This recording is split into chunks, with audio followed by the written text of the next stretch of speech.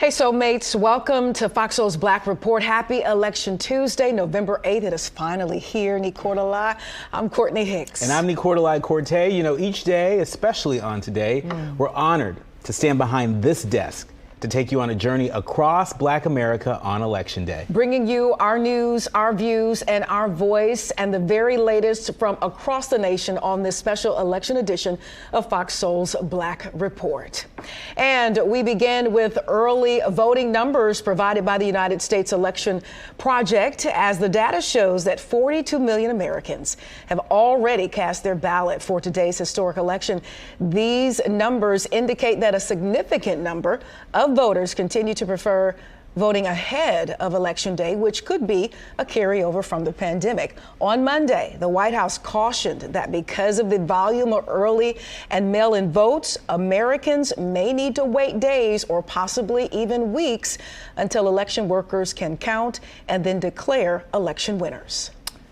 For nearly a decade, Twitter has been a leader in countering misinformation and protecting the integrity of elections. But now, many fear the social platform could be a wild card in tonight's election since its sale to Elon Musk. The concern from many is that with new leadership, safeguards for the site could weaken, as many voters are still undecided on candidates and important issues.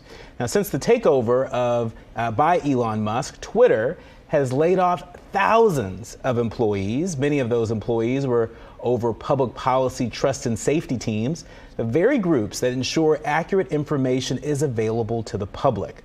Well, Nicordelai, there is one group that's definitely not a wild card when it comes to truth and democracy. Color of Change, the nation's largest online racial justice organization, has over 7 million members. That's right. And here to join us on this special election edition of FOXSOUL's Black Report is Rashad Robinson. Thanks so much for joining us, Rashad, the president of Color of Change. Great to be with you. Happy Election Day. Happy Election Day. Indeed. So, Rashad, a week ago, you and several other civil rights leaders met with Elon Musk to talk about the midterm elections and content moderation. The New York Times reported that he agreed to not make changes to Twitter's policies or reinstate banned accounts before the final results of the vote. He also said that he didn't want to be, quote, a hate amplifier. Do you believe him? Should Black Twitter users trust him or just exit the platform? Well, what we should know is that we should always trust people's actions above and beyond what they say. Show me what you do, and then I'll know whether or not to believe what you say. And in so many ways, that's where we're at with Elon Musk. You know, when we left the meeting, and after him agreeing to the sort of set of asks we had, I didn't tweet out about the meeting. We didn't talk about the meeting because in so many ways we were in this space of really thinking about the actions. But then he tweeted it out early that next morning, about 1:30 in the morning. He tweets out tagging those of us who were in the meeting with him. And when I woke up to the morning, it was a flood of outreach from journalists, and my sort of Twitter was off the hook a bit. And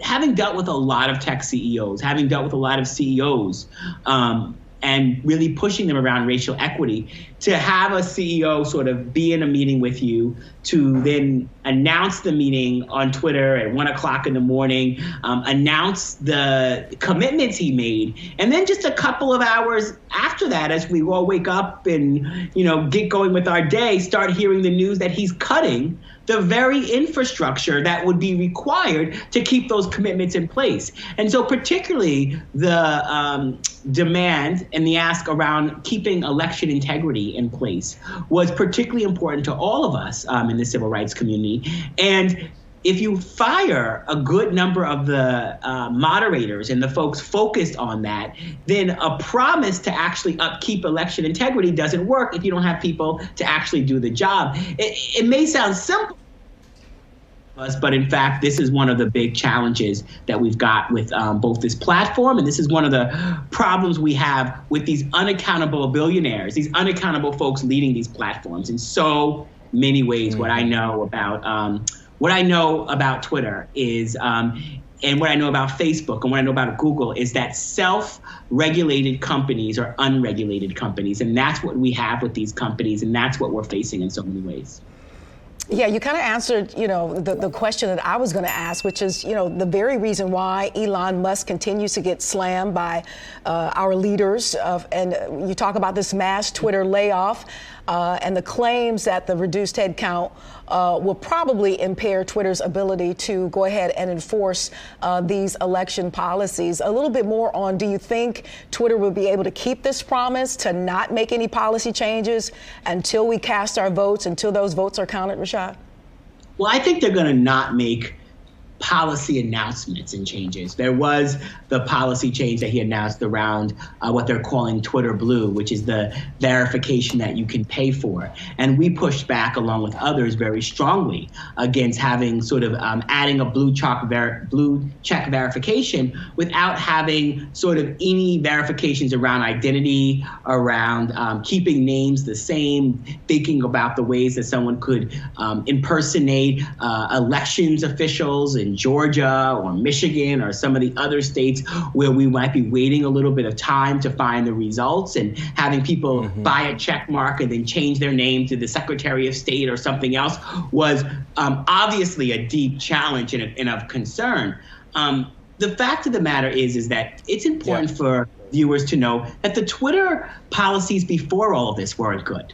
They were not up to the standard that they needed to be. They were not dealing with the high levels of attacks and the incitement of violence, but they were things that we had worked on and agreed to and gotten to a point where we could be aligned around. And now to see the infrastructure around it cut in ways without any real plan for what they're going to do, not just speaks to the challenge we're going to have in our sort of upcoming election, but the broader information ecosystem of being able to have information that flows and moves that we can trust. And the companies that run these platforms, once again, get to operate without any rules. The thing I will just say about this to both of you is that imagine if our car companies had no regulation around seatbelts, if they were just in charge of deciding how much money they would spend on testing safety, how much money they would put in to sort of resourcing standards, and there was no accountability on the back end for when their products hurt people or harm people or cause pain. We would not actually have safe cars. We don't have safe institutions and infrastructure because of the benevolence of corporations. We have it because we have infrastructure that holds them accountable. And so the technology that can move us into the future is dragging us into the past, and we need more of us to speak out. Wow. Well, you are certainly... we could talk to Rashad all day. I know, really. We could do a whole hour with Rashad Robinson, Color of Change. Come back again anytime. Yes. We really appreciate all the work you're doing at Color of Change. .org, one of the largest online racial justice organizations advocating for us. Thank you for doing that in the room, online, and everywhere. Rashad Robinson, thanks so much. Thanks, Rashad. All right, wow. So how can you get to the polls today? I mean, I think a lot of people have that question on their mind. You can get to a discount on a ride to make sure your vote is counted. Lyft and Uber are helping to get people to the polls during voting hours. Lyft says riders can use the code VOTE22 for up to $10 off a ride. Uber is also helping to support free rides for poll workers. And the Pew Research Center has released a new study that provides a look at voter issues and priorities. As you make your way to the polls today, here are the top issues. In general, voters do feel as though candidates have a clear plan for the country, followed by roughly 2/3 of voters that say it matters which party wins control of Congress. Now, the issue of abortion and the most important, the economy, have consistently been the top issues for voters this year. And as we continue to cast our ballots on this historic day, we have a very special message to all voters from NAACP President Derek Johnson. Take a listen. Good. Hi, I'm Derek Johnson, President and CEO of the NAACP. This midterm election is extremely important for African Americans, but in fact, it's important for our democracy.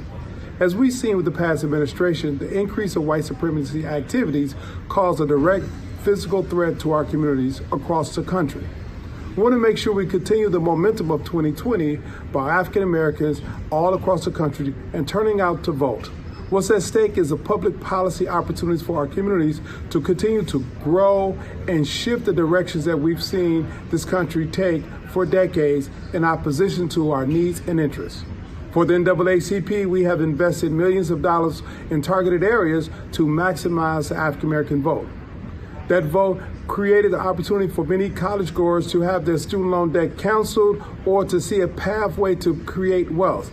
That vote also created a more safe environment by holding individuals accountable who cause harm to our neighborhoods, to our individuals, and to our places of worship.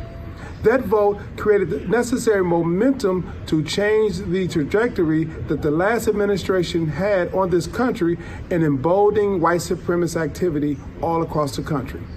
For us, the NAACP, we must fight to ensure that democracy works for all and that we have the future that is guaranteed in our Constitution. I am Derek.